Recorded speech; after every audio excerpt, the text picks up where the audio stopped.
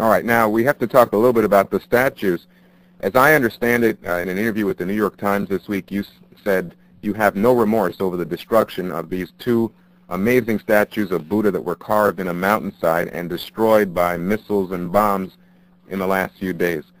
How is it that you have no feelings over the destruction of such a historical and religious artifact? Well, I've said when I was here, I heard this, if we were to destroy these statues, why didn't we destroy 3 years ago? And we said that we will preserve them. It happened when a group of foreigners came there from the Western world. They said that they are going to repair their statues. And next door, children were dying of malnutrition. And that malnutrition was caused by the sanctions, the economic sanctions. So the Council of Scholars had asked them to please help the children instead of helping the statues. We don't need the statues. Our priority is our children. 700 children died a month ago of malnutrition. So they said, if you're going to help us, please help us with the children. They said, no, this is only for the statues. And the people were pissed off. They said, if you don't care about our children, who are you caring about our past? If you are destroying our future with economic sanctions, then you have no right to protect our heritage. But on the other hand, Lauren, you can help me here if I'm wrong, but I believe the United States gives $113 million annually in aid to Afghanistan. The world has been helping. So why is it that you would say somehow it's a case of no help coming and then help for the statues? In fact, there was help on both fronts. Well, there is assistance coming to Afghanistan, and that assistance has the example like this.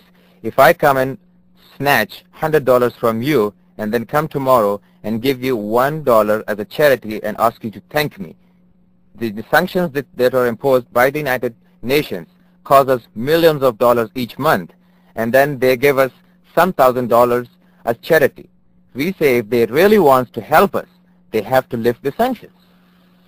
Well, you know, this is an interesting discussion, but, you know, one of the reasons the sanctions are there has to do not with the suffering of the Afghan people, but with the fact that your government continues to harbor Osama bin Laden and a lot of other groups that are sworn enemies of the United States and a lot of other places in the Western world. The issue is terrorism and your continued support of terrorism, which is one reason you're not getting a lot of support from the United States. And you won't get any support, I would imagine, until there's something is done for you to curb the support of international terrorism. There are problems and the people are suffering because of the sanctions. I agree it is because of Osama bin Laden. Osama bin Laden existed in Afghanistan 17 years before we existed. He was there, and such people were instigated to go and fight the Soviets by the government of America and by the CIA. And they were called the heroes of independence by the CIA and the government of America.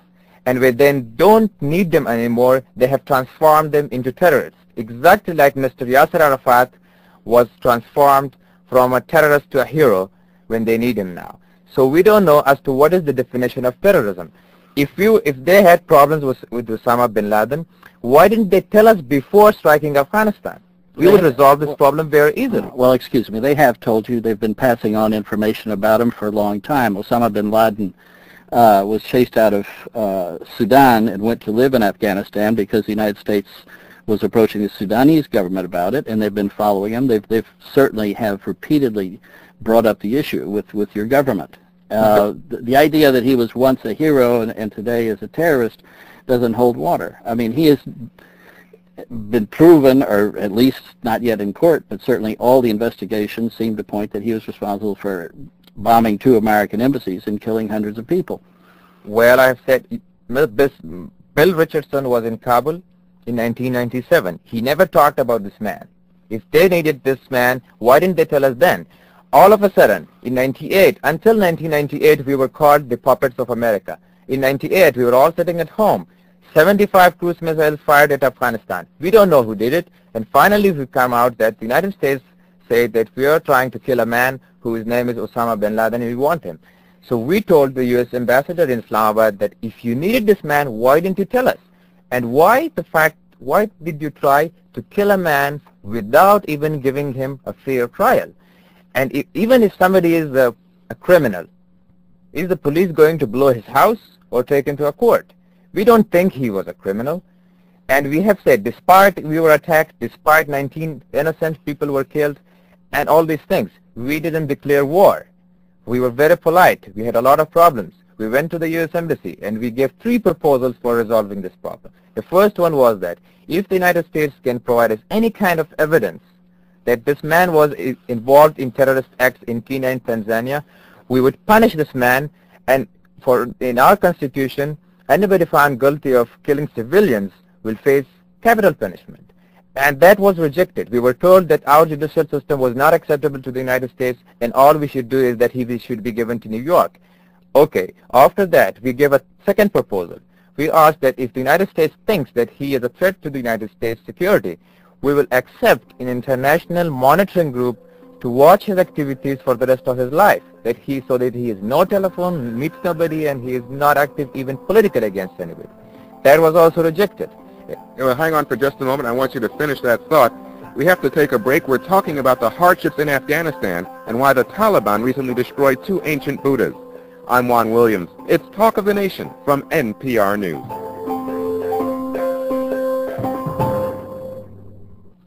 It's Talk of the Nation. I'm Juan Williams.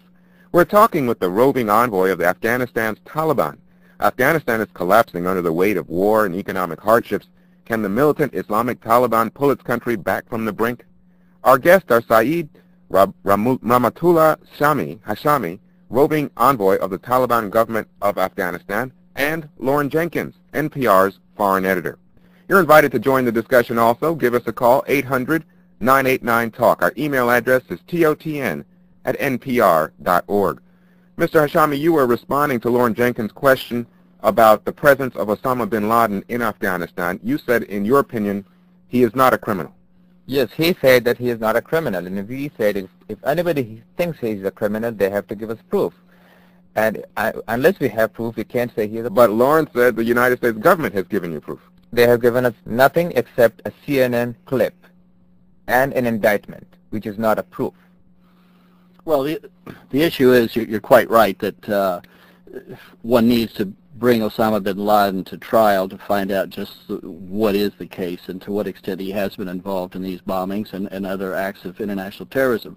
There is a trial going on in New York right now of some of his alleged aides that is bringing out a lot of evidence. So the indictment I think that you refer to is probably the indictment that came out of that trial, which is our legal system's the way we start, with an indictment which lays out the cases and the charges against any individual. The question is how do we bring him to justice? I think the United States would like you to send him to a Western court, send him to the United States, and let him stand trial. So, Mr. Hashami, what Lauren describes is you bring someone to trial to find out if they're guilty. It's not the case that you prove they're guilty before you have a trial. Does that make sense to you? That makes no sense to me, because justice is not only in the United States. Justice is everywhere in the... And you said about the trial of 2 guys in New York. We have said that, how do we know that you will not kill a man before giving him a trial? How can you justify trying to kill a man without even giving him a fair trial? The United States tried to kill him. And these 2 guys who are being tried in New York, one of them is Ali Muhammad and the second is Mr. Fadl. Mr. Fadl says, according to the grand jury itself, that he has stolen 110,000 dollars from Osama bin Laden. And according to the grand jury itself, he has lied in one of his statements. Then how can you believe a thief and a liar? And the second man, who is Ali Muhammad, he said he is plea bargaining with his prosecutors. And plea bargaining means nothing for us, because justice is black and white. It has nothing to do with deal or bargaining or compromise.